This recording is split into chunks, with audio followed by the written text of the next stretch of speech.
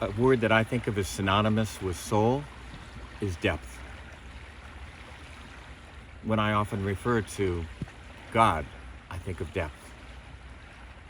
So when I've engaged more and more of my depth in this life, in order to do that, I have to make room for everything that's deep. It isn't just love, it isn't just joy, it isn't just triumph. If I'm going to open to those, I have to remain open to heartbreak, to grief, to sheer disappointment. It's like a camera aperture. You open it up, and whatever's there, it makes room for all of it. So, turbulence is one of those things.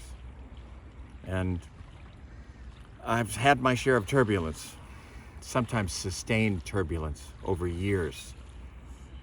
And the water's calming down while we're talking. It is. Notice that? As we talk about the turbulence, we control Yeah, it. so that fits, because when you make room, You made a pact with the sea right there. when you make room for the experience, whatever it is, and you don't resist it or wish it wasn't there, you actually say, you could be here. I'll make friends with you. I'd like to know you. Then those places that are turbulent, they feel accepted. They can feel warmth.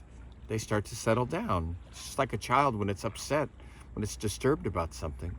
If you give it a safe place, you make room for it to share, then it starts to settle down and come back into balance. I think the saving grace in this life is that we do have a spiritual center. That is the deepest part of us.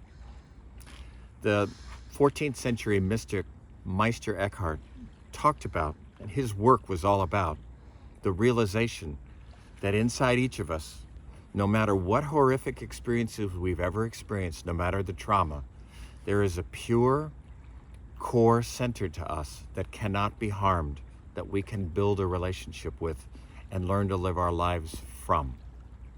And that place is divine, it's whole, it's compassionate, it's wise, and I refer to that place as the soul or the authentic self.